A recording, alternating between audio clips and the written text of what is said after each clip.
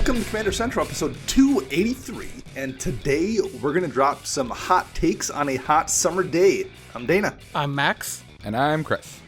Gentlemen, how's it going today? It's Friday. Can't complain. For sure.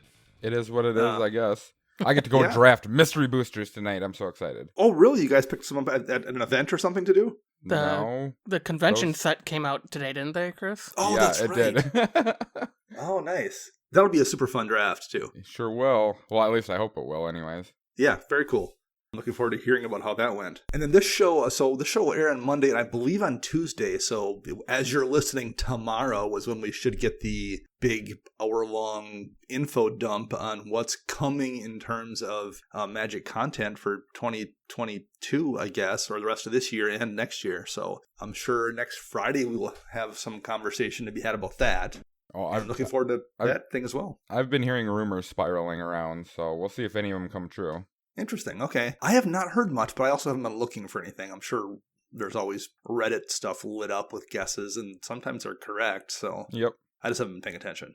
Do they still make this game? What? I'm confused. Right. I thought they were being done at the end of the year.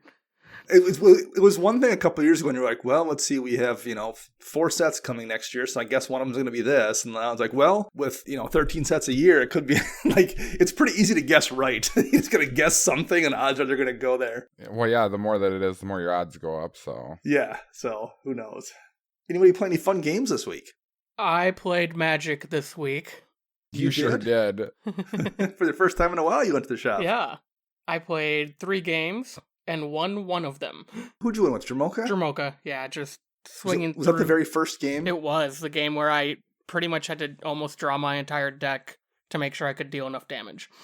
Yeah, you killed me with a berserk, I believe. Yep. On Dramoka, and you one shot somebody else with double strike on something, and yeah, that you kicked off. You drew a ridiculous amount of cards that game.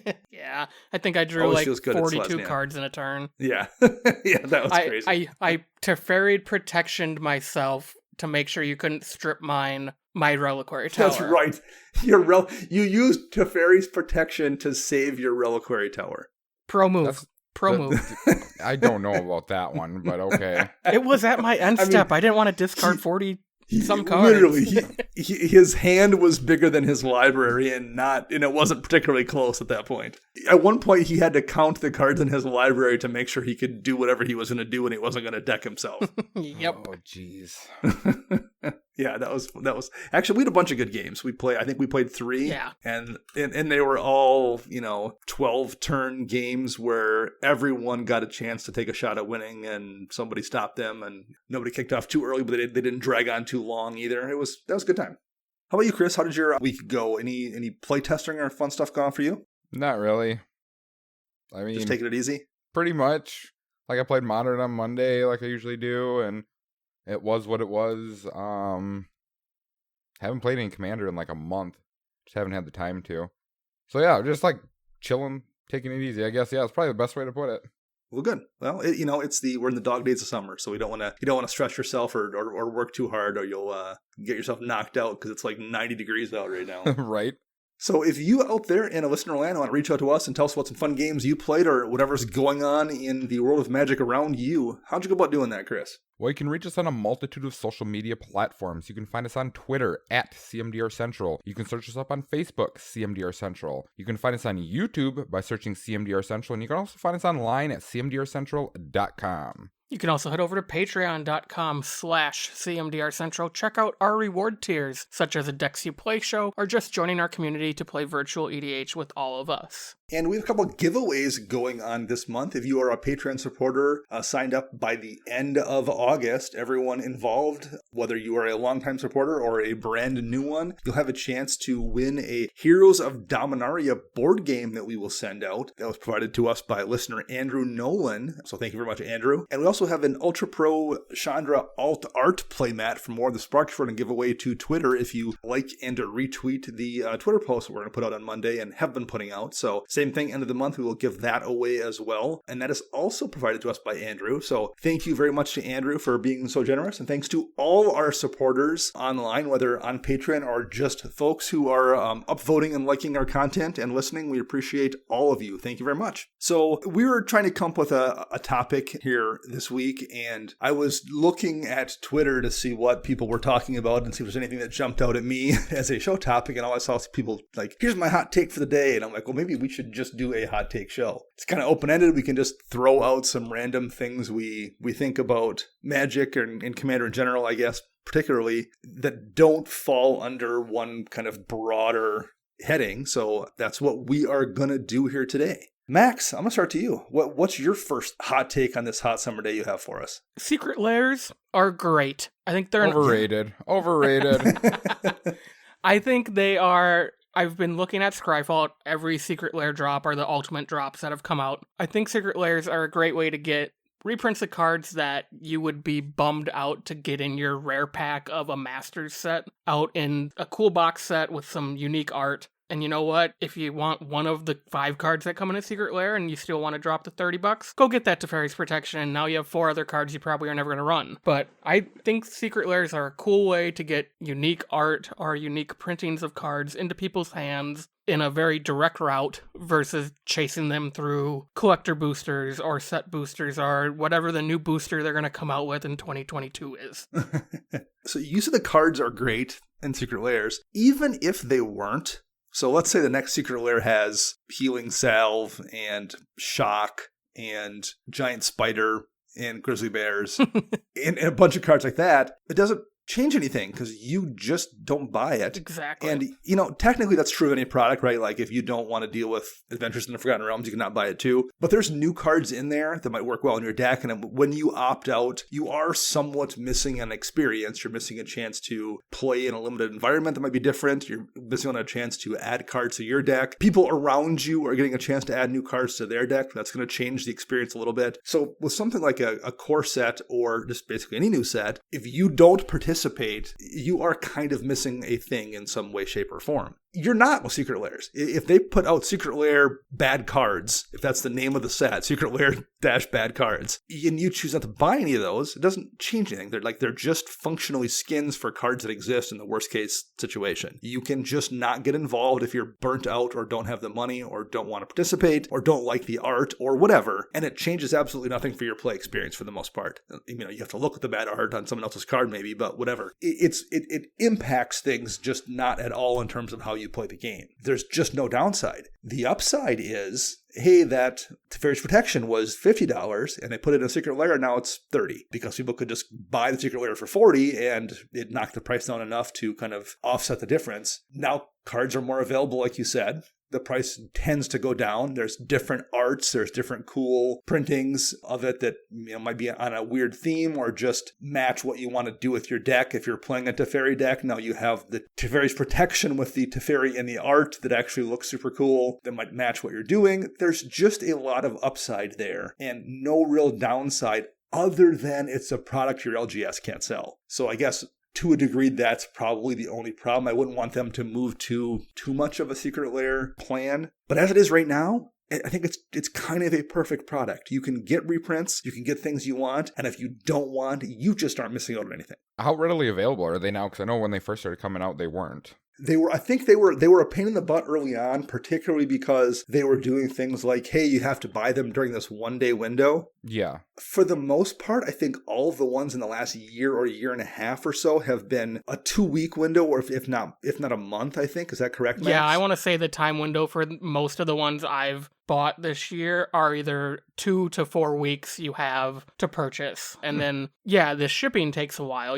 That's the Sure. one downside is, you order it in March and you get it in June. So I get that's kind of the downfall, but it's no longer that kind of like they did with the Starfield and Nyx God set back in 2019. You had to order it that weekend. That's no longer the case. Okay. The Bitter Blossom one, that fairy set, I didn't have a Bitter Blossom and I wanted one. It was one of those situations where if I just buy that thing with Bitter Blossom, it's cheaper than buying a Bitter Blossom, and I have the tokens with it and whatever else came in that package. So that's one I bought. And that was the same thing. I had to wait that day and be ready to buy it during that one day. And they've they've moved away from that, so it's much easier to get them now. Good. That's good. a good point, Max. I like that. And one complaint I did hear early on, too, was some of the arts were kind of weird. And I heard someone complain about that in saying it was disruptive. I'm like, man, in the world where we live in right now with Mystic Archives and Expeditions and, we've always had weird alt art things like the anime Chandra and Jace back in the day, and the fact that revised cards look so much different than cards today as well, and there's foils, and I have a tough time taking that argument seriously. If you've bought the tattoo art version of a card that we had, for example, yeah, it's like different than a typical Magic card, but there's a gazillion Magic cards that come in standard sets that look different than typical Magic cards. So that's like that one criticism is the one I've maybe heard the most, and I can't even really be on board with that one. All right, Chris, let's throw to you. What have you got here for us? I don't know if I want to read any of my hot takes. I'm going to make people mad. That's why I call it hot takes, man. Okay, hot takes. Hot takes number 1. Blue's the worst color in Magic. That's my hot take right there. Really? Okay. I like this. Talking in terms of Commander, I believe blue, unless you are in the CEDH crowd, blue is the worst color in Magic, honestly. It doesn't do enough as itself. It needs support colors, and maybe it's just me being biased, but I think blue, for Commander purposes, for having fun, it is the worst color in Magic. What do you think of that, Max? I can see where Chris is coming from, because whenever I think about blue in Magic, yeah, I agree. I pair it with something, and then the few mono blue decks, and I'm going to kind of include your Talrand deck here, Dan. It's a different spin on the typical Talrand deck, but they tend to be combo based, because when you look at the creatures in mono blue, they cost a lot of mana for very little upside most of the time. You get an 8/8 Kraken for 10 with Island Walk, or you get, a crab that is just an 0/4 for 2 mana. They scream limited cards to me versus EDH. I want this on the table. I want to make sure this is what removal gets used on versus, my Omniscience. So I have not thought about this enough to agree or disagree, but I will say that I would guess I would still hot take it, agree or disagree. That's how it goes. I think it's a really good point though. Once upon a time, I think everyone would have agreed white was the worst color in Commander, followed by red. I don't think red is anymore, and I think if something moved into that second worst slot behind white, it would be blue. For the same reason, white's probably in the worst slot. The problem with white is it doesn't scale well to multiplayer. Like you said, the creatures in this applies to blue too. Small aggressive creatures in Commander just don't really tend to work in the way they do in other formats. And when you drop a 2/2 flyer in Limited, the person's on a clock. They need to end that game or you're going to kill somebody with it. That's just not the case in Commander. That becomes an irrelevant card very, very quickly. That's why Swan Song is not something anyone ever cares about casting, because that flyer just doesn't matter for the most part. That's not how it works in other formats, so I think the creatures definitely don't scale in blue like they do in white. There's the occasional Consecrated Sphinx, but there's also Sun Titan in white. For the most part, blue's creature suite is weak. Blue's strength in other formats is when you spend 2 mana on a counterspell and hit someone's 4 mana spell, you've both lost cards, but they've lost 4 mana and you've lost 2. And you've also probably been able to do your thing on your turn while keeping that 2 mana up, and there's a good chance you've screwed over their entire turn by killing that 4 mana spell. The tempo hit on a counterspell in 1v1 is a whole different deal than in Commander, where even if you've hit that 4 mana spell with your counterspell, the other 2 players have lost nothing. So you've traded a couple mana and maybe a tempo hit for one person while the other 2 players haven't lost a single thing. So definitely that scales much differently in multiplayer, and that's something that definitely hits blue in a way I think it doesn't hit other colors. I still would probably go with white, but I don't think you're wrong with blue. I think red's got a lot of cool toys in the last couple of years, and I would dare say red has surpassed blue. So yeah, that's I am intrigued by that hot take, Chris, and I think you make a really good point. There is a part 2 to this hot take. Okay. And that is that white is the best support color in Commander. That's also a good point. I would tend to agree. Yeah, I would 100% agree with that. I wouldn't call that a hot take, but I do definitely think it is the best support color. Yep. Well, I do agree for sure. I look at it, and everyone's decks that I've gone through and looked at and everything, a lot of people don't like playing white, and I don't know why. I mean, if you're playing a multicolor deck, I think it is probably the strongest support color. You have all the removal for everything in the game, aside from counter magic.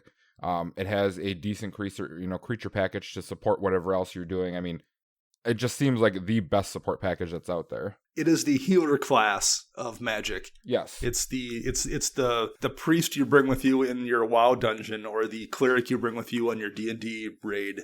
You need that support class with, and it's easy to overlook, but that is what White does for sure. That's why I fail at WoW. I never have a healer. We're just a bunch of There you tanks go. going. And that's why I play a paladin, because I can do both. 5 druids all in aquatic form in your instance, and you can't figure out how anything gets done.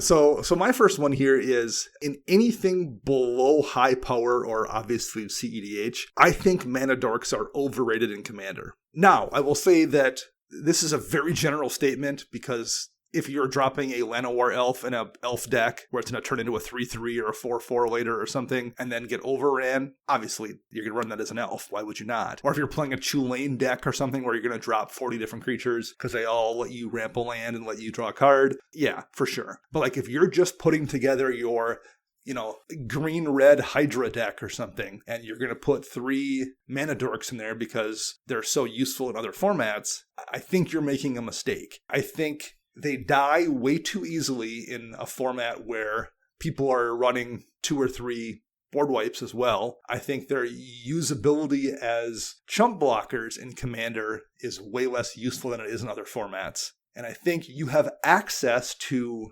really good ramp in other ways that survives board wipes and things much better. You don't have access to Nature's Lore in Standard, or you don't have access to, any of the talismans or signets most of the time in most formats. You have a really good access to ramp in Commander that's much more resilient than just a Llanowar Elves that's going to die to the first board wipe or not stop that Craterhoof Behemoth team that's smashing into your face. I don't think most of the time they do enough of what you want them to do, which is ramp. I think you want ramp that's safer, and you want creatures that change the game. You don't want creatures that ramp a little bit and then get destroyed the first time someone glances at them. So, for the most part, unless the ramp card, the mana dorks in your deck are doing something special or doing something extra, I think or your deck is built a certain weird way. Like if you're playing a deck that absolutely wants to aggro as fast as possible, that's different. But unless your deck is doing something really specific that cares about them, I think you are better off just running safe ramp than you are putting mana dorks in a deck. Yeah, I can't think of anywhere that mana dorks are really good in Commander, aside from what you had already described. Yeah. I mean, but I see them. I just see them with people like, okay, here's my dragon deck, and I'm going to put in a Llanowar elf and a Finhorn elf and a Birds of Paradise. I'm like, I just run some ramp that's going to stay there the entire game. It's going to be slightly slower, but you're playing a slow deck. Like you're playing a deck with a bunch of dragons in it anyway. You're not going to be getting those all out on turn 3. Slow up slightly, but have that ramp exist through every board wipe for the most part. Yeah. I like that a lot. Well, thank you. All right, Max, we're going back to you. What do you got? My next hot take, this is a big one. I think Wizards will be separated from Hasbro in the next 2 years. Whoa. All right. What makes you say that? I think Hasbro likes the money, but I don't think Hasbro wants to deal with the community that comes with Magic and D&D. And I think from a business standpoint, they're either going to have to figure out how to help the community or sell off Wizards to someone else who can handle the community and run events and stuff like that. Wow. Interesting. I can get behind that. It just seems like that's what the trend is, because for my knowledge, like Channel Fireball no longer is doing they don't have the rights to the Magic Fest or GPs or anything anymore. And Right. Obviously, we had the lost year last year, so, God knows what's going to happen next. But all those events are gone, everything like that. So I could actually see something like that happening. Yeah, and I'm solely thinking of this from like wanting events to come back, and with the Delta variant and everything that's still going on in the world, I don't think Hasbro wants to diverge, resources from their company to help Wizards to figure out how can we run a safe Magic Fest. Yeah. So, and none of us know anything about behind the scenes stuff there, obviously. And none of us are business majors. None of us have an MBA in how to run a multi-billion-dollar corporation. I will say this. If you're a company like Hasbro with a bunch of different properties, Monopoly board games make you money. You sell Monopoly every year. And if you want to sell some different Monopoly variants, you can, go make a deal with someone for their IP and make a My Little Pony Monopoly board, but like you're just changing the pictures in the Monopoly game for the most part. The amount of work you have to put into making that thing and making money off that thing is relatively minimal. And the amount of knowledge you need to make money off that thing is relatively minimal. Activision makes video games. Okay, yes, you need to have a, house that has developers and programmers and artists or something, but they're just making a video game. Like they need to know how to make the next, I don't even know what games are released, the next Call of Duty or whatever it is. Like, okay, you need to have people that make games like that, and we're going to make the next iteration of that game, but that's still relatively self-contained. Something like Magic that's releasing 15 sets a year, or let's say, I'm exaggerating, but like, I'll say that we're doing 8 sets a year that have all new cards that you have to worry about screwing up other past sets. And you are also doing things like bringing in other IPs, whether it's Warhammer or Lord of the Rings or whatever. So you're doing the same thing Monopoly's doing there, in addition to making your new cards, or dealing with Magic Fest, or dealing with a video game branch using that same IP to make video games. And you're also trying to deal with, what is the reserve list effect? And do we want to print too many of our cards in a way that might screw up the price and make people that own them unhappy with their product? Like, because they care about that. They want reprints, but they also want people to they want the cards to have a value to make people pursue them. There is so many facets to owning Magic as a company that you don't get when you're making Monopoly or you're putting out a new Call of Duty game. It's just a lot more work. And I know Magic made a lot of money for them last year, but it's also a tremendous investment of time and energy and resources in monitoring and babysitting that product as well. And maybe they would be better served just having that do it itself and getting their chunk of change by selling their splintering it off or whatever. I can completely see that. I'll put a little bit of spin on this. I could see Hasbro retaining part equity in it because they want the digital money. They want all the money coming from Arena. Because that just is like you guys do your thing and we're just going to take a chunk of cash. The Sony and Spider-Man deal with giving it back to Marvel. Like, okay, you can just do it right and we're just going to take a chunk of change. Yeah, that makes sense. I like that one. Wow. That leaves me some more hot takes. So what do you got for us, Chris?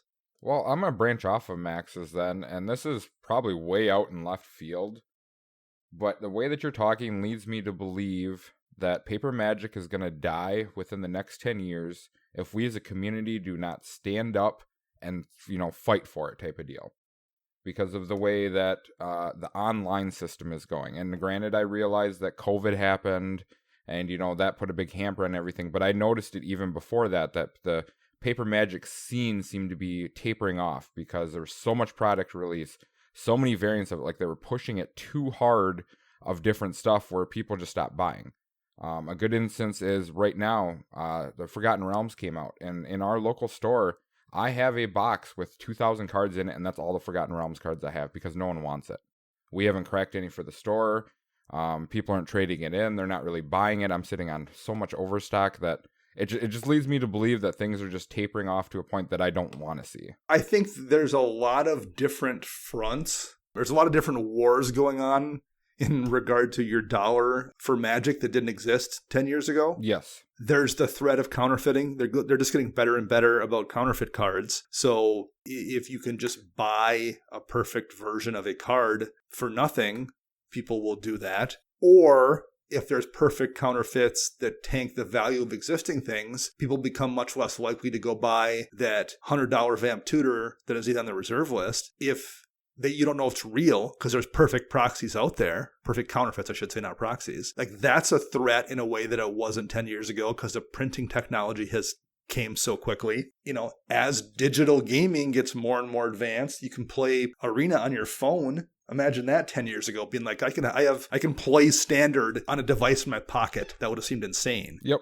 But that's a thing. So, LGSs, their margins are getting slimmer and slimmer in addition to things like COVID. So if you don't have places to play with your physical cards in person, that hurts things as well. And the game's 30 years old. How many games last 30 years? Monopoly. I mean, that's also the reality. Right, Monopoly. The reality is there's a lot of reasons this game should not succeed much longer. I don't know if I think it's going to go away in cardboard, but there's a lot of reasons, statistically speaking, to think it will. Yeah. And that's why I'm saying unless we as a player base, a community actually stand up and fight for it, to make sure that it keeps going, I think that it will. it's definitely a risk. It also doesn't help it that they've gone, and we've discussed this in the past, they now print 6 different booster packs for a set. So, like... Mhm. And I don't know what they are. I don't know what's what anymore. Why can't we just go back to you get a pack, and then every pack, might have a foil in it, and there you go. That's what you buy. Yeah. You have one choice to buy at your LGS, at your Walmarts, your Targets, your Amazons. There you go. And you know what? You could still do these cool artworks like we got in, Kaldheim and Adventures of the Forgotten Realm, but make them that foil slot. Or just say, you know what? Booster packs are now going to be $4.99, but every pack is going to have one of these alt art cards that could be in foil. Done. Or a guaranteed foil in every pack or something like what they do with Masters sets. Yeah, exactly. Yeah, the way that they push the set boosters anyways, which are $4.99 a pack, I mean, they might as well just, do it that route. Yeah, no, I hear that. That it makes you want to give up to agree. Like there's so many choices, I just don't care. Is a real reaction people have. Yeah, well, that's a big thing I heard a rumor about. Oh, we're gonna drop another hot take right here. Ooh, it's coming out fast and hard.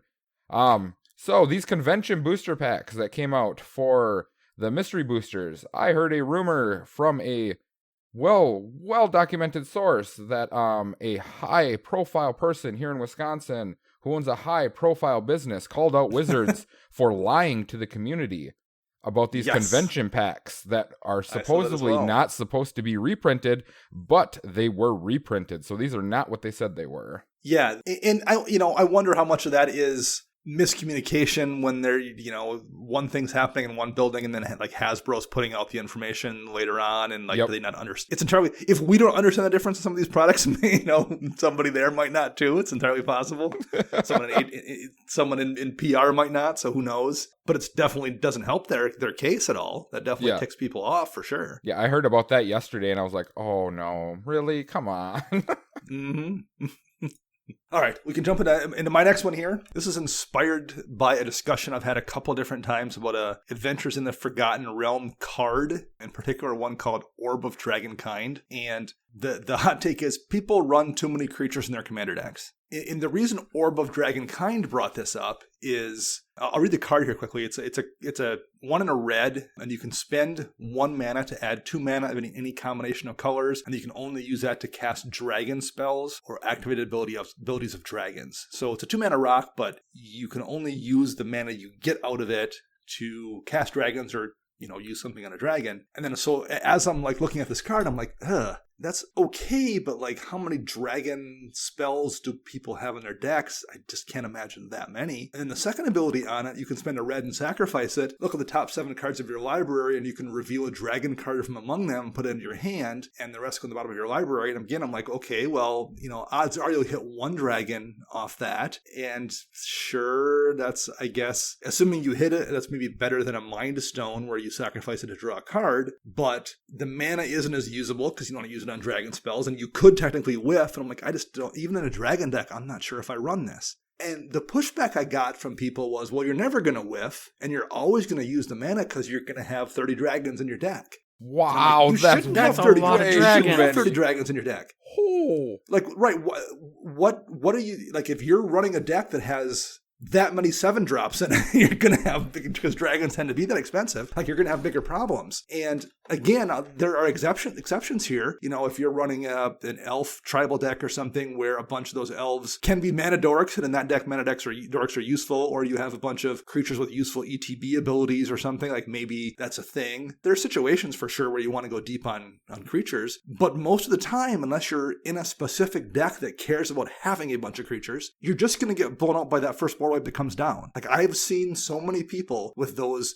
30 creature decks that absolutely get wrecked by that first board wipe. Yeah. And looking at even my decks, like the most aggressive creature deck I have is my Edric Spymaster of Trest deck that I very rarely play, but it's super aggro in terms of creatures that attack. It's my heaviest creature deck, and it has 30 creatures in it, and they're almost all 1-drops. Like, that's a creature heavy deck for me that's running really deep on bodies, and it's only got 30. I just can't imagine running 30 dragons or 30 hydras or just even 30 good, expensive 4 or 5 drop creatures. You're just never going to have enough mana to cast multiple things, number one, and number two, you're just going to get wrecked when someone board wipes. Looking at my Sphinx deck has 17 Sphinxes in it, and I never feel like that's not enough because I have card draw and ways to get down and find them enough. And maybe your creature deck is able to do that, but I just feel like most of the time it's not. I think people run too many creatures without understanding what that does for a deck composition. And I'll look over to Max. Max, how many bodies are in your Jamoka deck? Counting Jamoka, 21. And I've never ever felt like you had a tough time dealing with hitting people in the face with dragons, or creatures, I should say, in that deck, because you have plenty of utility and plenty of draw, and you always have, like we just talked about, sometimes 40 cards in your hand.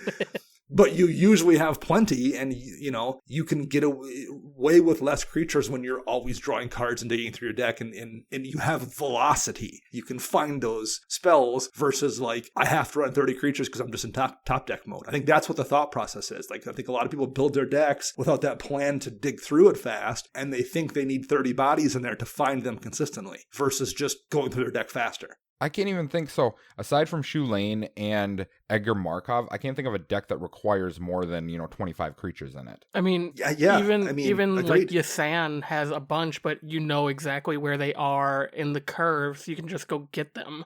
I could see like maybe a Brago variant or something where like, I'm just going to have everything be an ETB. Yeah. Okay, well then instead of removal spells, instead of maybe a Swords to Plowshares or something, you're going to have something that comes in and exiles a creature.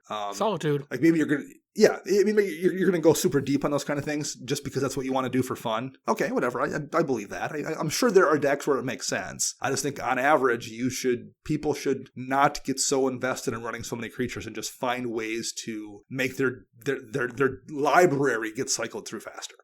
I do like that take a lot, Dana. Max, we'll go back to you here. What do you got for us? I would like to see the Band as Commander ban list come back. Yes, thank you. Woo! Anything you want to see on that list, or taken, or then that you think would get taken off if it could just be Band as Commander? Taken off, I would like to see, what's the mono green elf? Raphelios? Azuri. Nope. Yeah, Raphael. Oh, Raphael. Sorry, Raphaelos, yeah. I think he'd be fine as a commander. I mean, I'm looking at the card right now. Tap to add a green mana to your mana pool for each forest you control. Well, we have cards that do that now, essentially. We have cards. Or do you mean it backwards? He'd be fine in the deck, but not as, like, ban him as the commander, but let him be legal in attack. Yes. Yeah. Yeah. Because we have cards that do somewhat of the same thing already. We have, the takes on Gaia's Cradle and the takes on Sarah's Sanctum. Him being in the 99, I think, is fine. Him being banned overall, I think, is a little much.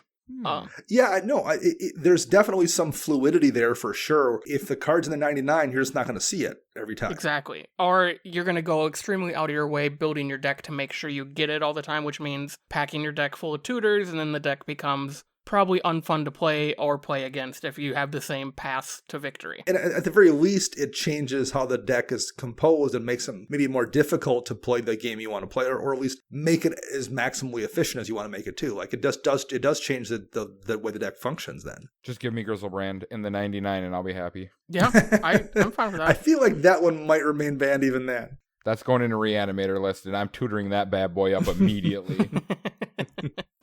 In Mono Black Braids, I bet Mono Black Braids would, if she wasn't in the command zone, would probably be fine. The problem is in the command zone, you can run a bunch of like 0-drop things, so you can always be ahead of people when you play Braids. But if she's not in the command zone, if she's just in 99, I don't think she's a problem at all. Yeah, she's no worse than Shieldred, is she?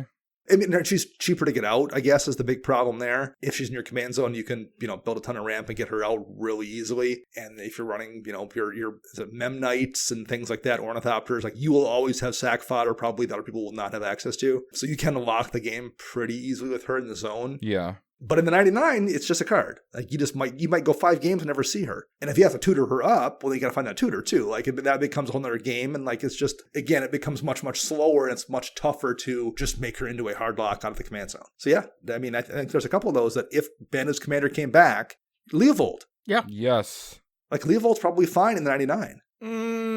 Yeah, I think he maybe. I don't know. Yeah, I mean, like I don't want to play against it.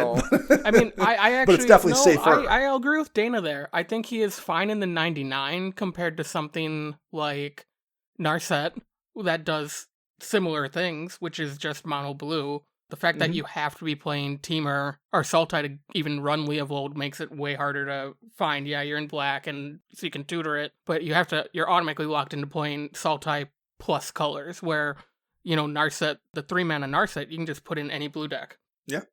True.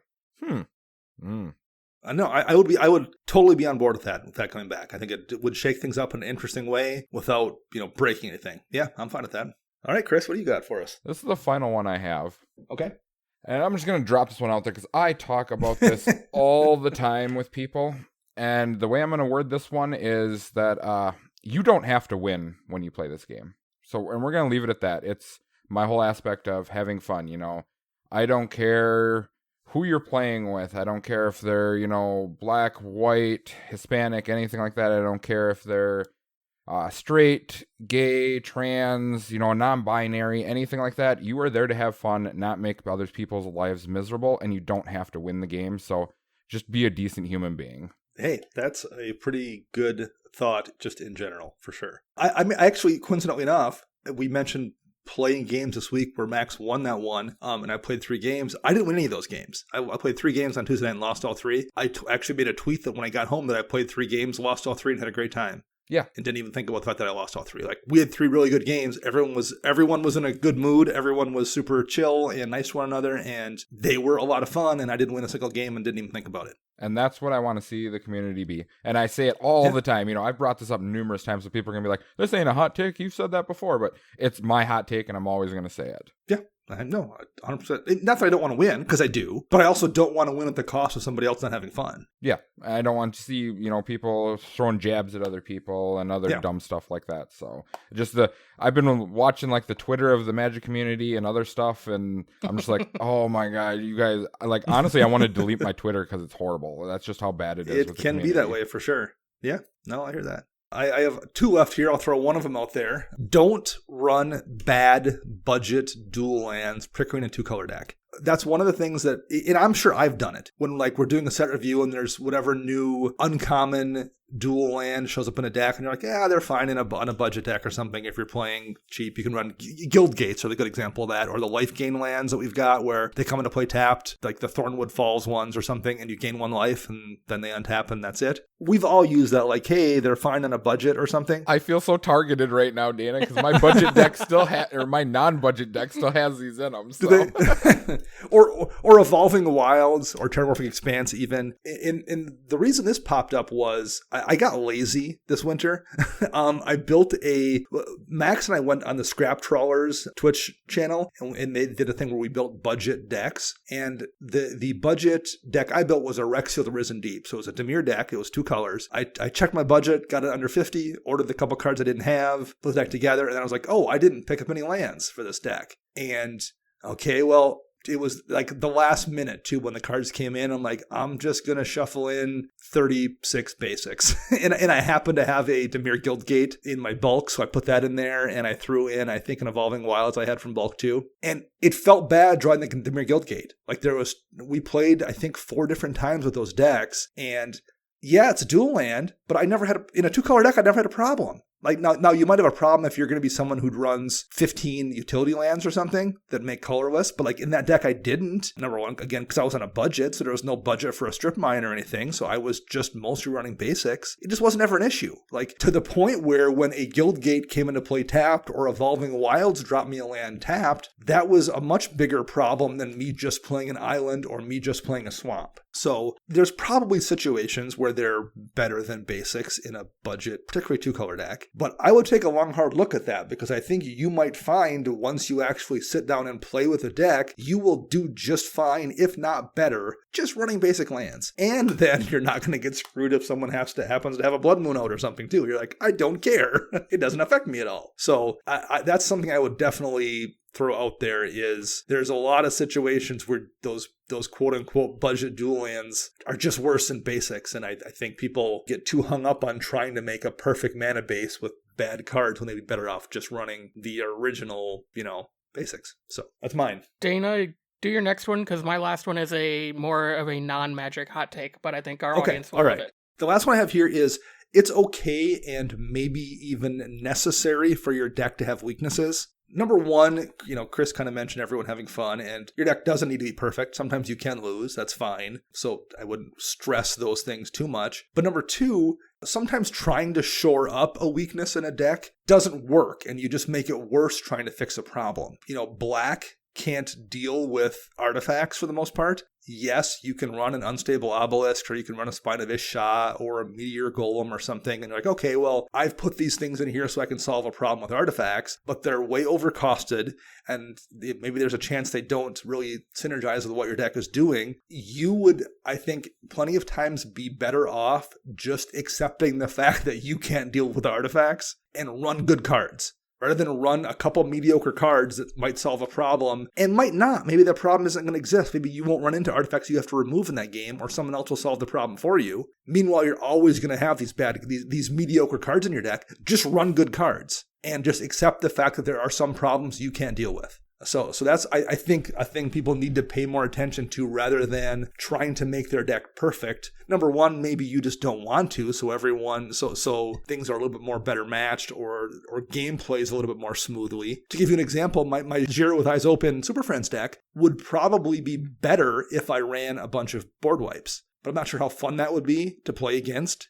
The deck is already kind of dirtily. I don't think people want to run against a board wipe every other turn in that deck, even if it will be better technically. So there's definitely fun reasons to not make your deck quote unquote stronger, or better, I guess would be the word. But also, just strategically speaking, sometimes you just are better off accepting there are problems that you can't fix and just make your deck do what it does as well as you can. So, I do like that. That's my last one. I like that a lot. Like, I've noticed that out of a lot of people's decks that are trying to do too many things with the deck instead of just focusing on what the deck wants to do. Yeah. All right, Max. You said you have one last one here. Yes. What do you have for This us? revolves around Spider-Man No Way Home. Not magic related at all. My hot take is there will be no trailer for the movie, but the trailer will be made up of the end credit scene from Eternals, the end credit scene of Venom 2, and the end credit scene of Shang-Chi. So Shang-Chi's first, then Venom, then the Eternals. Well, I literally, I think it was yesterday, so that, again, we're recording this on Friday, saw a quote from Kevin Feige that said the Spider-Man trailer will be out before the movie. That was it. Yep. The trailer will be out before the movie, and that was as determinate as he got, which I thought was, number one, kind of funny, but number two, yeah, I mean, clearly there's something a little bit wonky going on there, so, all right. Because I'm looking forward to that. Like, that's the one trailer I'm most waiting for, is that one. Yeah, especially because Eternals just got their last trailer this week, so it's like, right? Yes. Come on, clock's ticking, Sony and Marvel. Let's get the boat on the lake and go. Wow. Yeah, I forgot Spider-Man was even coming out, to be honest with you. We still have 3 more Marvel movies this calendar year. We still have Shang-Chi, Eternals, and Spider-Man. That's insane. And then the first one in February, I think, or March. Doctor Strange is in February, right? Yeah, February or March. I think it's like late February. Yeah. Marvel's becoming the commander, or the magic of movies, just nonstop. I'm okay with that. I honestly, it's much less work, for sure. Yeah, I don't know, man. I honestly wonder if it's just something with the whole Scarlett Johansson thing, so they're really trying to watch their P's and Q's with everything right now, so they're trying to make sure everything's perfect. I don't know. Could be. Very well. I'm still, after having a year where we didn't go to the movies, I am kind of looking forward to going back and seeing a bunch of just fun Marvel movies or Star Wars or whatever in the theater again. I haven't been to a theater and I don't even know if they're open, to be honest with you. I don't even go to the malls anymore. So I did take, and we're for anyone listening, we might have a couple minutes of non-magic content before we wrap things up here. Last winter, we have a small theater downtown here in town that shows usually not like fresh movies that are usually a couple months old, but obviously everything was shut down. They would let you rent the actual theater out for events, for like small events.